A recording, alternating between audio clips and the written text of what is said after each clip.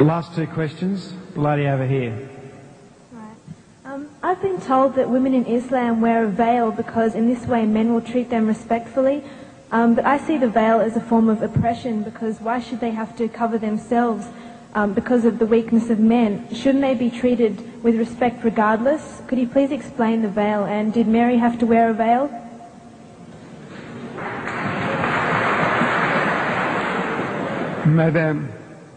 Madam, your Bible says, your holy Bible says, Paul is telling you that the woman must cover her head, that the woman who doesn't cover her, shave off her hair. Your Bible says that.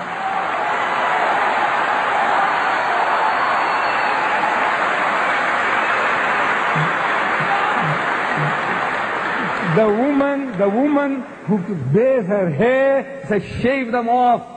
Shave it off. That's what the Bible says. And you woman, your Bible says she must not be allowed to open her mouth in the church. But that's your churches, they don't believe all that.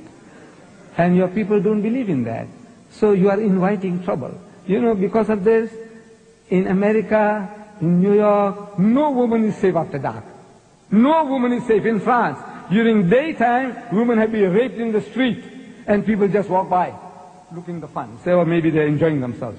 Woman is being raped. No. I said, you are inviting it. Look, this modesty, the nuns, the nuns, Roman Catholic Church. Nobody gives them a second look. If Mary, the mother of Jesus, came along, you won't give her a second look.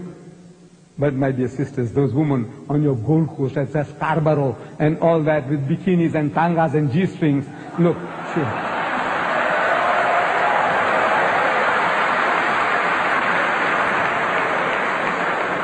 it's attracting, look, even an old man like me, I tell you,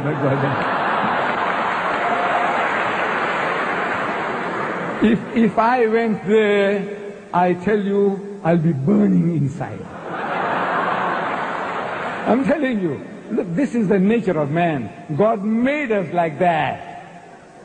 The thing that allures man more than anything on earthly existence is woman.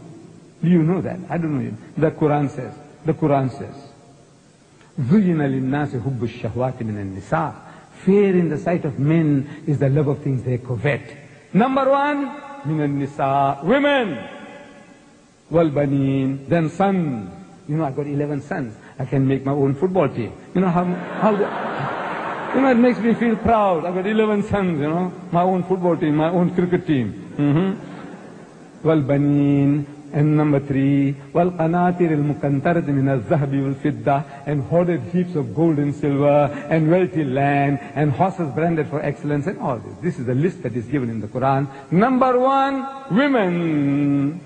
The Quran says, the thing that allures man most on this earthly existence is woman. And I'm telling my Western friends that I don't have to prove that to you. I don't have to convince you. I said, you see, in my country, in Durban, city of Durban, I think we'll end with this. Okay? We'll end with this. In the city of Durban, there is a firm called Lucien Motors. They sell second-hand trucks. Lorries, trucks. We call them trucks here too? Trucks, we call them trucks. And on the trucks that they advertise, there's a woman in the bikini on top of the truck.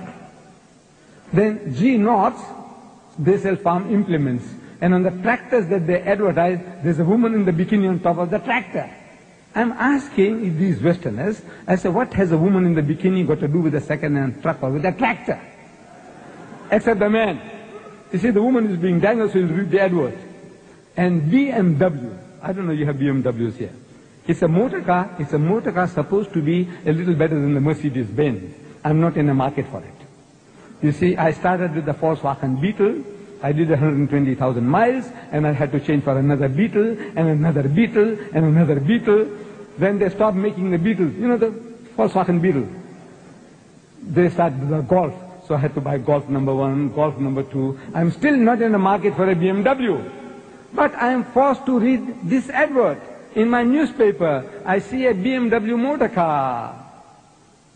And with a woman in the skimpiest of bikini, what you call the tanga, the G-string.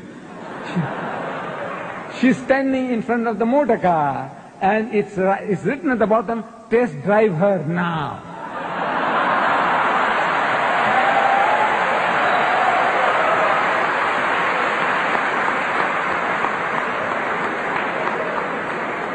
I'm asking the woman of the car. The woman is buying the car. And the her is underlined. Test drive her now. I said, look, this is what you're leading yourself to. This is the Westerner. He sells his mother, his wife, his daughter. His wife is a star, and she's being mangled on the screen, simulating rape. And they enjoy it. You enjoy your wife being simulated. It's not real rape, but you know it's simulated. You can see everything about it. She's being raped, your mother, your wife, your daughter. And you enjoy, your wife is a star. So, sick. No, alhamdulillah, praise be to God. We haven't come to that sickness yet, we Muslims. We try to keep away from it. This is your pleasure, your privilege. We have no right to force you. But we say, you are playing with fire, my child, and you're going to pay the price. You're paying the price now, and you will pay the price.